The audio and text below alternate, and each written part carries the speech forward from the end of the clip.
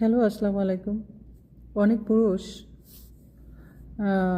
৫০-এর পরে ৫৫-র পরে বাচ্চা যখন কলেজে যায়, ভার্সিটিতে যায়, তখন একটু বয়স যখন মিডডিলের উপরে যায়, তখন তারা অন্য নারী আসক্ত হয় অনেকেই।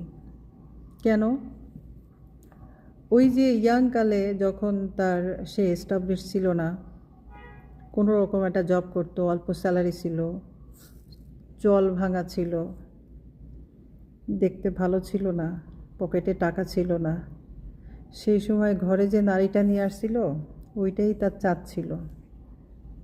এবং অর্ধাঙ্গিনী ওই অর্ধাঙ্গিনী তাকে সন্তান দান করছে, তার সংসারটা গুছায় রাখছে।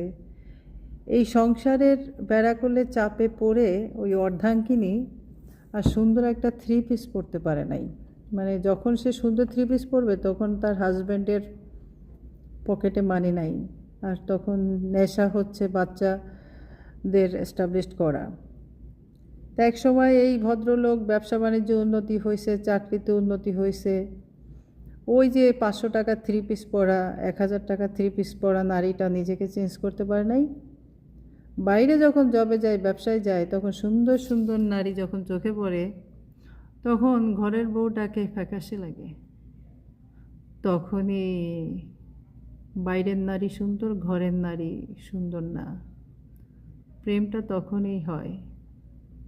তাই একবার ওই পুরুষদের বলবো যে আপনার যে বউ আছে ভাঙাচোরা, দেখতে খারাপ, আপনার চোখে লাগছে, সেই বউটাকে ওই যে গার্লফ্রেন্ডকে 5,000 টাকা 3 পিস গিফট না করে, দামি দামি সেন্ট না গিফট করে, ওয়াইফকে 5,000 টাকার একটা 3 পিস পরাই দেখেন তো, বাইর করে দেন, অন্য পুরুষেরা তার দিকে তাকাবে।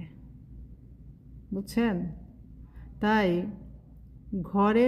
ঘরের সৌন্দর্য, মানে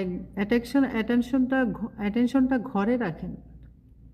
ঘরের ওয়াইফ যে আপনার দুঃখের দিনে ছিল, আজকে আপনার সুখের দিন হয়েছে, চলে মাংস হয়েছে, পকেটে টাকা হয়েছে, একটু দেখতে লাদুস লুদুস হয়েছেন, এখন আর ঘরে মন টেকে না। তো ঘরের বউটাকে সাজান, ঘরের বউটা অনেক সুন্দর লাগবে।